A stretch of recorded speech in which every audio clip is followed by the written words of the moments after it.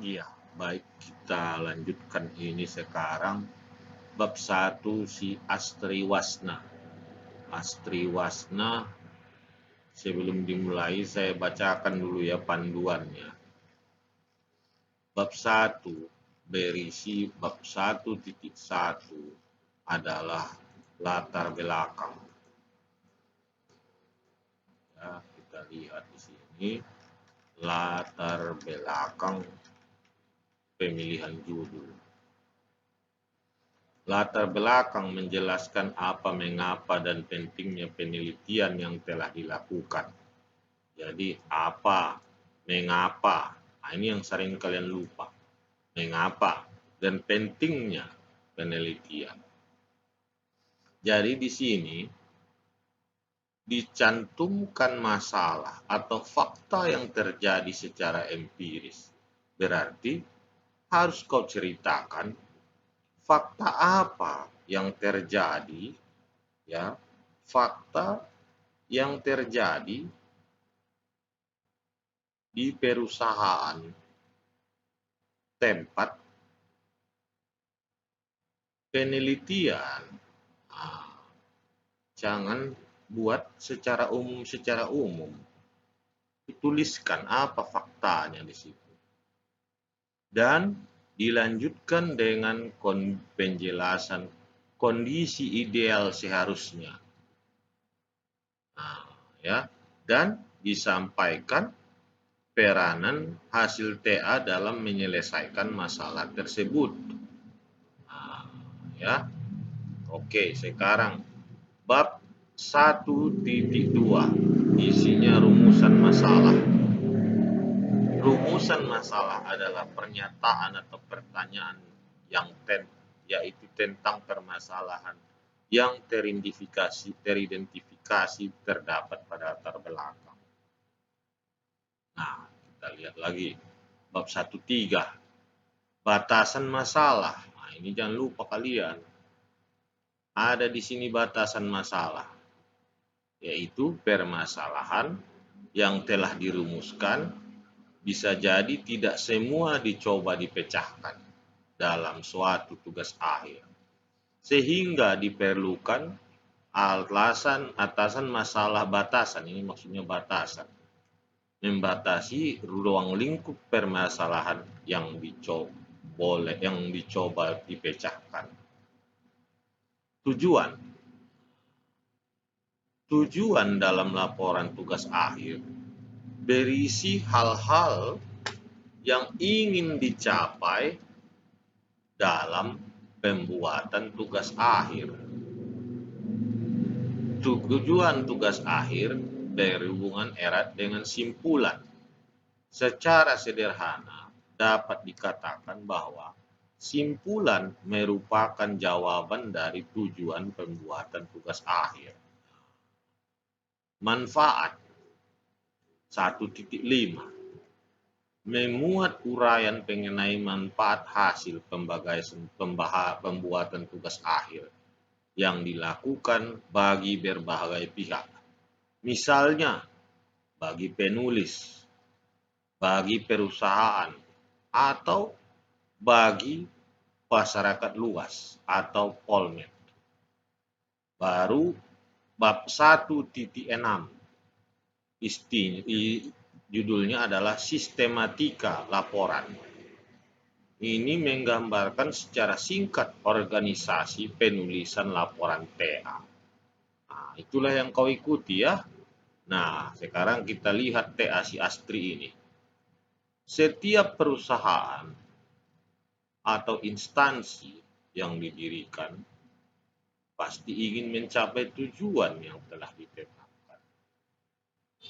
Pencapaian tujuan perusahaan agar berjalan dengan baik haruslah diikuti dengan SDM yang berkualitas. Ini kau perbaikin ini Astri, tulisanmu ini.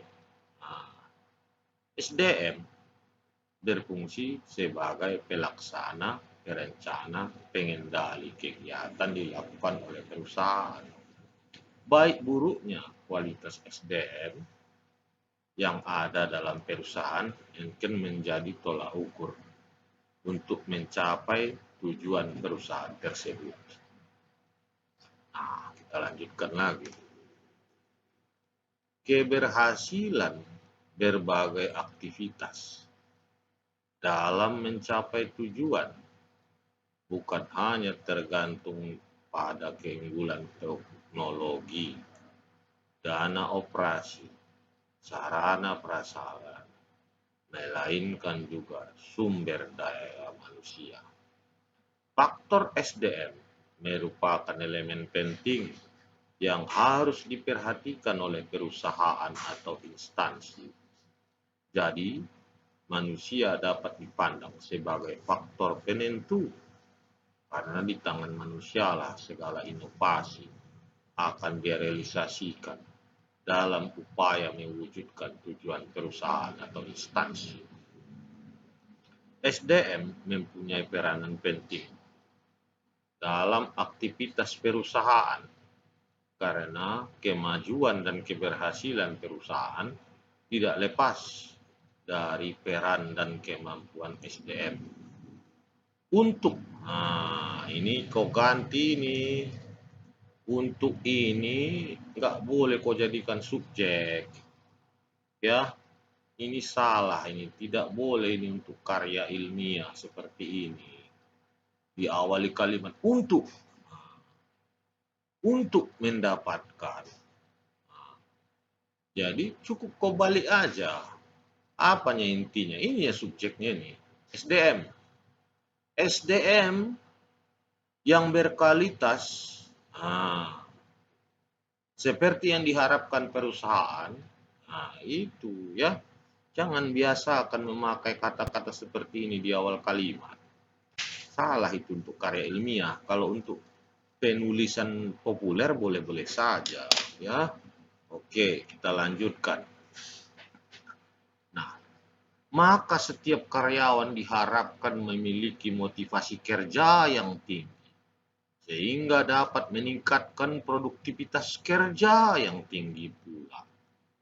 Motivasi erat kaitannya dalam upaya meningkatkan kinerja karyawan yang dalam hal ini dipengaruhi oleh beberapa faktor, baik dari dalam diri maupun faktor lingkungan yang mempunyai kaitan dalam meningkatkan produktivitas karyawan. Ini lagi suka kali. Untuk ini salah dalam karya ilmiah ya. Astri, kau perbaiki dulu. Berdasarkan yang telah analisis yang telah diuraikan. Jadi Astri, ini tak boleh seperti ini. Jadi judulmu ini kan faktor-faktor yang mempengaruhi motivasi kerja karyawan pada Perpustakaan Politeknik Negeri Medan. Jadi supaya bagus TA kau ini, di sini kau bikin dulu sebelum masuk kau kepada bagian yang ini Astri. Ini kan conclusion about the title. Konklusi atau kesimpulan tentang judul. Jadi yang kau perlu kau lakukan, ceritakanlah dulu. Bagaimana rupanya SDM di Perpus Polmed?